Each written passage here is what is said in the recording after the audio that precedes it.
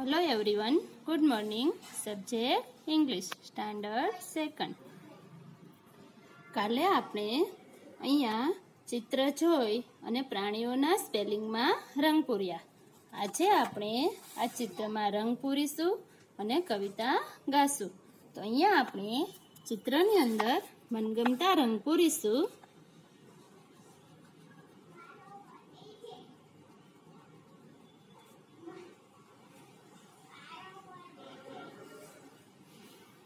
આખા ચિત્રમાં રંગ પૂર્યા બાદ આપણે આ કવિતા ગાશું.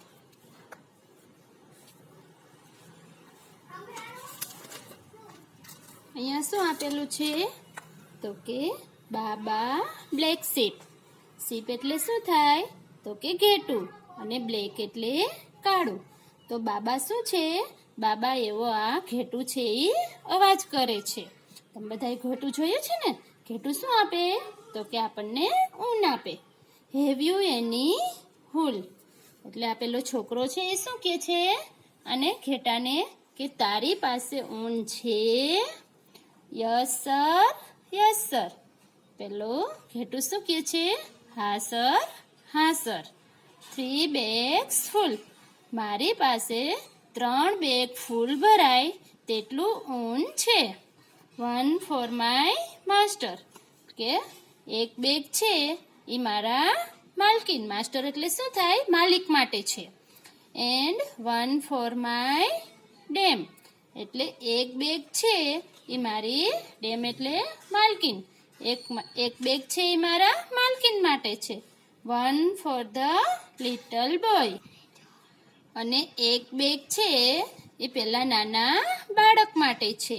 Who lives down the lane અને પેલું જે છોકરો છે એ લેન્ડ એટલે રસ્તો, રસ્તાની પેલી બાજુ છે એ છોકરા માટે છે. તો હવે આપણે આ કવિતા ગાશું. તો કે baa baa black sheep have you any wool? Yes sir 3 bags full. 1 for my master and 1 for my dame. 1 for the little boy who lives down the lane. Baba black sheep, have you any wool? Yes sir, 3 bag full. 1 for my master and 1 for my dame. 1 for the little boy, 3 lives down the lane. આપણે આ રીતના કવિતા ગાશું અને આપણે નોટબુકની અંદર લખીશું. અને અહીંયા જે ચિત્ર આપેલું છે શીપનું, બોયસનું, હાઉસનું, એ બધાની અંદર આપણે મનગમતા રંગ પૂરીશું. ટ્રીનું બધામાં આપણે મનગમતા રંગ પૂરીશું અને અહીંયા પૂર્ણ કરીશું.